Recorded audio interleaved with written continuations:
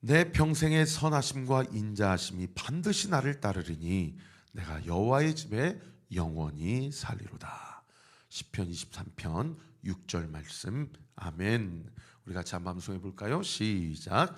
내 평생의 선하심과 인자하심이 반드시 나를 따르리니 내가 여호와의 집에 영원히 살리로다. 시편 23편 6절 말씀. 아멘. 자, 바울이 걱정하지 말고 안심하고 두려워하지 말고 음식을 먹어라. 이제 곧 수영을 해야 된다라고 그래서 같이 남은 비상 양식을 나누어 먹으면서 거기에서 성 만찬이 베풀어지게 됩니다. 그들이 38절 오늘 보면 첫 구절에 보시면은 배부르게 먹었다. 그래서 아마 기력을 회복을 했을 것이고 남은 식량 밀을 바다에 버려서 배를 가볍게 하였다. 왜요? 곧 육지에 다다를 것을 믿었던 거예요. 그러니까 이 바울의 이 연설과 설교 권면 앞에 275명이 얼마나 완벽하게 순종을 하고 있는지를 따르고 있는지를 알 수 있는 그런 대목이죠. 만약에 바울의 말을 신뢰하지 못했다면 아마 이 밀을 버리지 못했을 것입니다. 이렇게 영적 권위가 있는 자는 하나님이 그 사람을 통해서 그 공동체에 하나 되게 하게 하시고 하나님의 말씀 앞에 순종하게 하시는 영적인 선순환을 일으키신다라는 거예요. 여러분, 이 영적 권위와 이 영적 선순환은 두 가지 비결밖에 방법이 없습니다. 말씀과 기도 외에는 이런 이유가 나타날 수가 없어요. 여러분, 날마다 하나님의 말씀을 묵상하고 하나님의 음성을 듣고 하나님께 우리의 하고 싶은 말을 다 토설하고 기도할 때에 주께서 우리에게 하늘의 뜻을 가르쳐 주시고, 할렐루야. 그리고 나의 가정 안에서, 우리 교회 안에서, 그리고 내가 만나는 그 직장과 일터, 그 학교 안에서 나의 영적인 권위와 영권을 회복시켜 주시고 허락해 주시는 줄 믿으시길 바랍니다. 그리고 날이 새매 39절 보십시오. 어느 땅인지 알지 못하지만 경사진 해안으로 된 항만이 눈에 띄었다. 거기 밑에 도움말에 보시면 경사진 해안으로 된 항만은 완만하게 기울어진 해변이 항구처럼 보이는 장소다. 그래서 거기에 배를 들여다 댈 수 있는가? 왜요? 배가 크고 이미 구명보트와 이 거룻배는 다 소실이 되어버린 상황이거든요.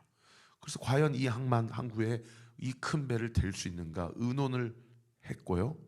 그래서 그 의논의 결과로 40절에 보시면 닻을 끊어 바다에 버리는 동시에, 닻을 끊었다는 것은 이제 육지를 향해서 이 배가 나아가겠다, 한번 대보겠다, 그렇게 결정을 한 것이죠. 그리고 키를 풀어 늦췄다.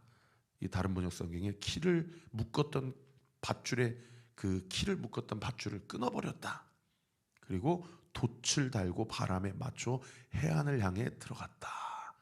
뒤에서 바람이 밀어준 거예요.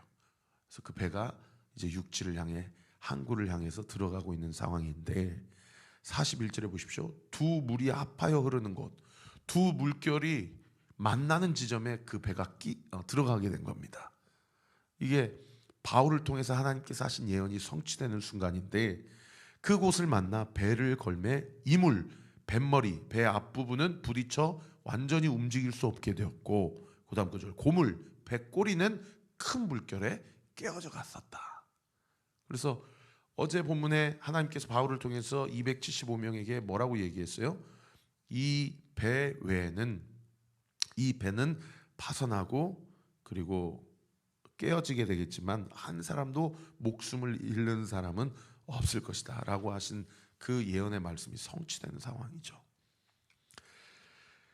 그러니까 아마 이 상황을 보고 백부장은 바울의 말이 한치 오차도 없이 바울이 믿는 하나님이 참 신이시구나 라는 것을 백부장뿐만 아니라 많은 사람들이 아마 눈을 보면서 깨달았을 거예요.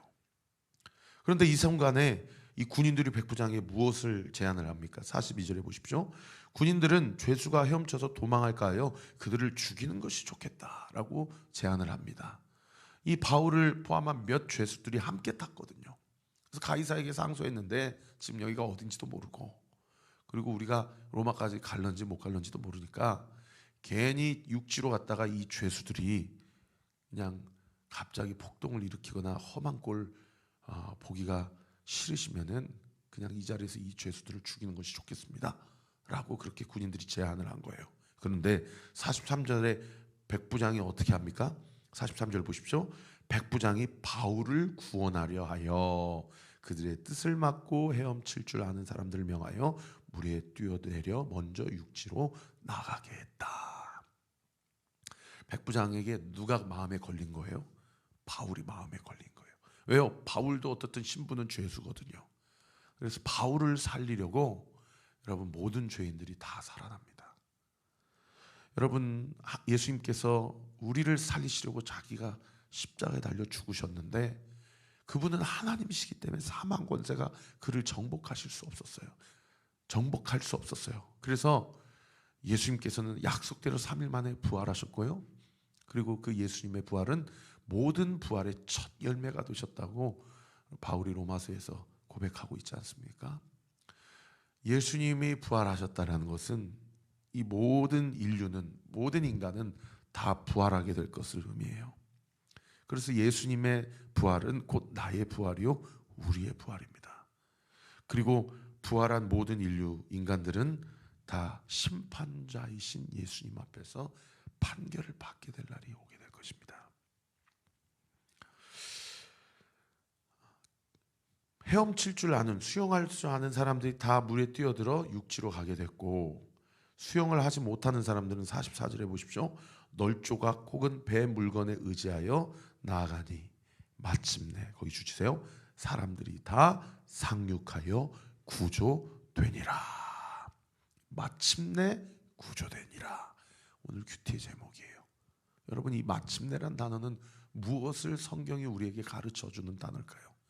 말씀대로 성취된 것을 가르쳐주는 단어죠. 여러분 주님이 다시 오시겠다고 하는 그 말씀대로 주님이 마침내 다시 오실 날이 곧 다가올 것입니다.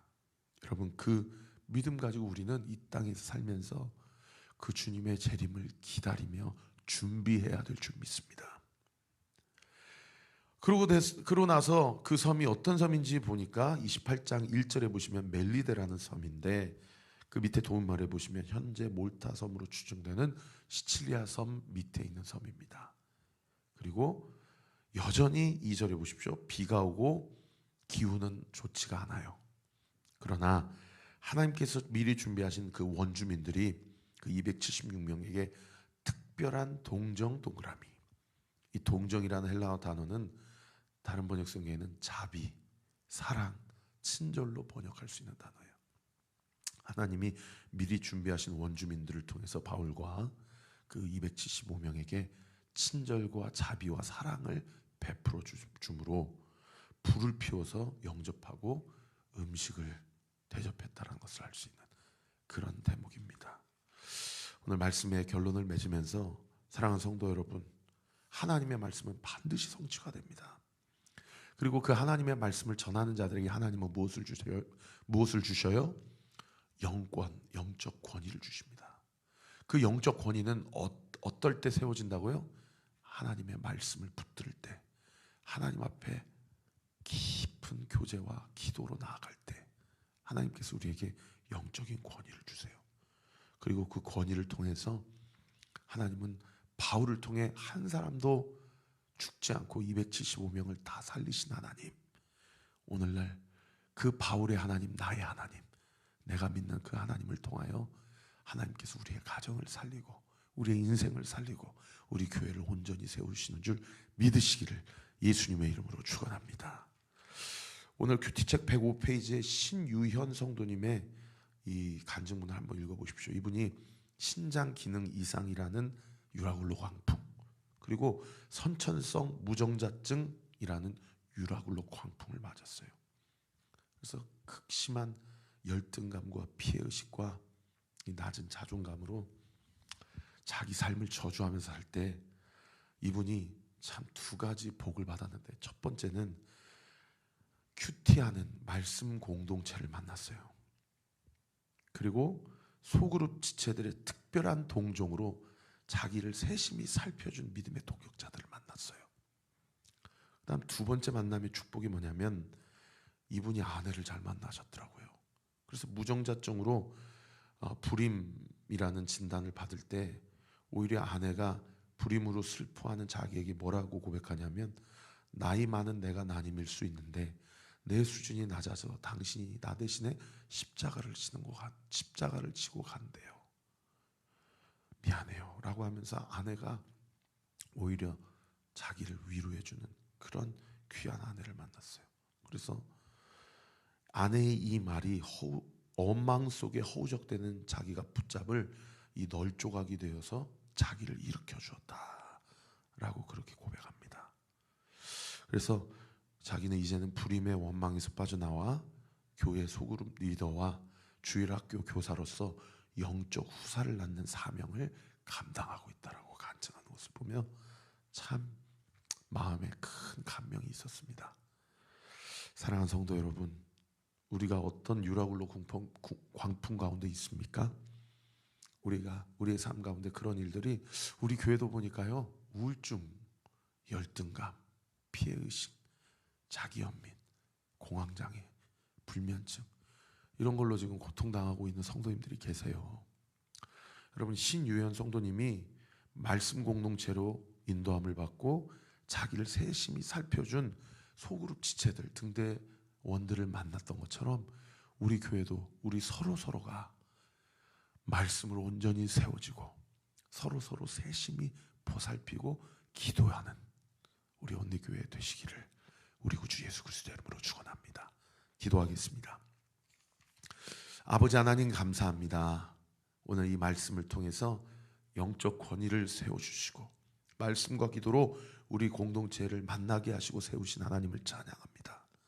오늘 이 말씀을 들으면서 한 사람도 죽지 아니하고 마침내 구조되었던 은혜, 바울 한 사람 때문에 그 죄인들이 다 구원받았던 은혜, 바울 한 사람으로 인해 275명이 복음을 들었던 은혜, 예수님 한 분의 부활로 인하여 우리의 부활이 보장되었고 우리를 구원하신 그 은혜가 우리에게 주어졌다라는 그 은혜 붙잡고 오늘 이 하루도 주님의 말씀과 주님을 향한 기도로 말미암아 주님이 우리에게 주신 사명을 온전히 이루고 각자 우울증, 공황장애, 불면증, 자기연민, 피해의식으로 허우적거리고 있는 성도들이 있다면 우리 서로가 진실하게 기도하고 진실하게 동정을 베풀고 사랑을 베푸는 우리 온누교회가 되게 하여 주옵소서.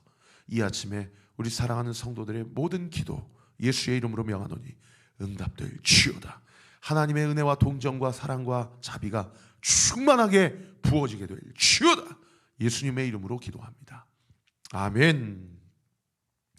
이제는 우리 구주 예수 그리스도의 은혜와 하나님의 사랑과 성령 하나님의 위로교통 충만하심이 주신 말씀 붙잡고 오늘도 주님 안에서 주와 동행하며 승리하기로 결단하는 우리 사랑하는 온누교회 모든 성도들 머리머리 위에 지금으로부터 영원토록 함께 하시기를 간절히 축원하옵나이다. 아멘.